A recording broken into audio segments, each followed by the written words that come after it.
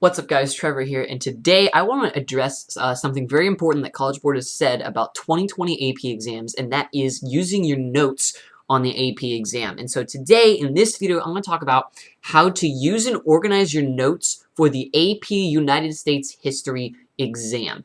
Now, I'm going to straight up say right off the bat, for the AP United States History exam, in my opinion, the only place that your notes are going to actually be useful is going to be, there's only going to be 3 points where I think that the notes are going to be useful. The contextualization and the 2 points of evidence beyond the documents. Everything else you're going to pull as evidence from the documents, and it's about supporting your argument. And you can't really use your notes to help you with supporting an argument. And so I personally think that the notes are only going to help you on contextualization and evidence beyond the documents. That's it. Keeping that in mind. Second thing I want to address. The second thing I want to address is that I don't think you should use your textbook, or, at the same time, I also don't think you should use your AP review book. Reason being is because what you're going to end up doing, if you use these as your resource, is you're going to have to open the book. As you can see, you're going to have to open the book. You're going to have to go through the page. You're going to have to find the bold word, and then you have to read the paragraph surrounding it in order to find the term you're looking for. That just takes too much time. If you have your notes, the term is already defined for you, really easy to find. And so it's going to be faster and easier for you to use your notes than it is going to be to look through your textbook or your AP review book. So that being said, I want to go ahead and talk about how you should format your notes and organize your notes for the AP exam. What I want you to do is I'm going to personally advise that you open up, let me switch modes here. I personally would advise, let me shrink myself. I personally would advise that you open up a new blank Word document, as you see here. Now, the reason I say Word document, you could handwrite these notes if you want, but I personally think you should use a Word document simply because you have this awesome feature of, oh, what the heck? I didn't mean to do that. What the heck? That was not good. Whoopsie. Sorry about that. Anyways, the reason I said that I think you should use a Word doc is because if you go over to Word and press Control F, you can navigate and you can search for keywords, and you'll be able to find your notes a lot faster than ruffling through pages. My personal opinion, take with that what you will if you'd rather handwrite. But I personally think it would be better to type out your responses in OneNote and then do Control F and then search it. And again, you could do Google Docs or something like that. Any word processing document that has a search feature, I think, would be good. And what I think you should do is I think that you should make a bulleted list. I personally like using that format for a bulleted list. And I think what you should do is you should list the following topics, following 8 headlines. So the first one I think that you need to include is America in the World. And in fact, I'm actually going to bold the first, just because I'm me and I want to do that. I'm going to bold the first heading. So the first thing you should do is actually, it's a lie. American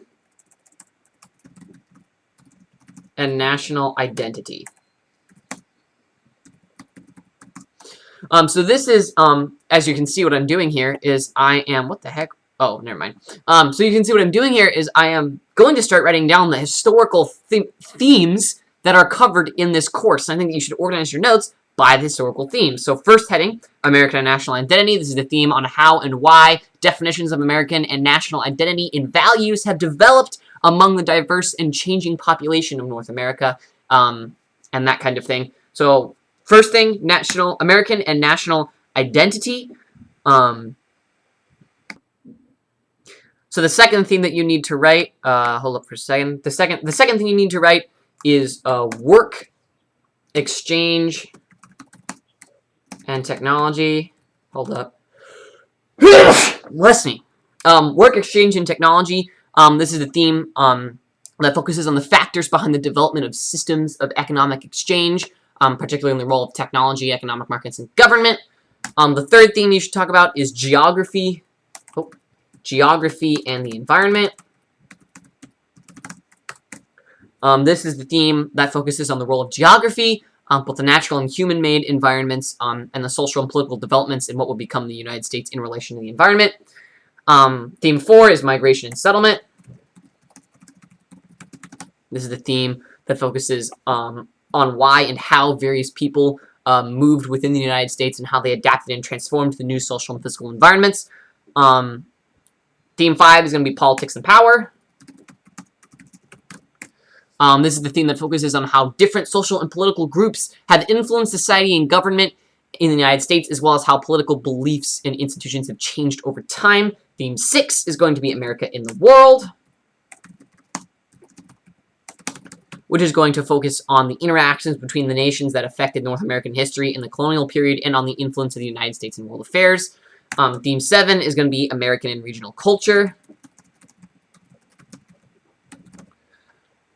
And this theme focuses on how and why national, regional, and group cultures developed and changed, as well as how culture has shaped government policy and the economy. And then finally, the 8th theme is social structures. And this theme focuses on how and why systems of social organization develop and change, as well as the impact of the impact that these systems have on broader society. So these are the 8 themes that you should take notes on. And you might notice that if you go to my school, you might recognize these as your bagpipe themes. And you might be thinking, well, why are we not using bagpipe? If you want to use bagpipe, I'm not going to stop you. You're the one taking the notes. You're the one searching through your notes. Go ahead and use bagpipe.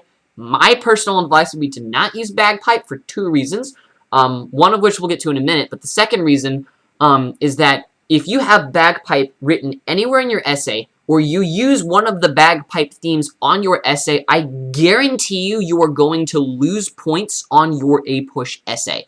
And the reason being is because bagpipe is only an acronym that we know as a school. And so if you use it with your classmates or you use it with our teacher, then obviously we know what you're talking about. But if someone from the national level, maybe someone at a college university is reading your essay, they're not going to know maybe what bagpipe is or what they're talking about, but they are going to know what these 8 themes are. And so it's important that you talk about it in the context of these 8 themes and not in the context of bagpipe if you want that contextualization point. So I think that you should take notes on the general nationwide recognized American history themes than the bagpipe themes. Bagpipe is great to start with, but I don't think it's great to end with on the actual AP exam. Anyway, these are the 8 topics, and what I want you guys to do, first off, you'll notice that I pulled these, as I just said, right out of the course and exam description, and the descriptions I gave you, I literally read right out of the course and exam description. But what you're going to do is, once you've got those 8 headings set up, what you're going to do is you're going to scroll and you're going to start taking notes. And I recommend that you take notes from the course and exam description. This is the web link if you want to. I may or may not put it in the link in the description if I remember. But the easiest way to find it is if you go here, you go AP, you go to a new Google tab, and you go AP United States History, course and exam description, and you hit go. The first link that comes up is the APUSH course and exam description. So if you Google APUSH course and exam description, you'll find it.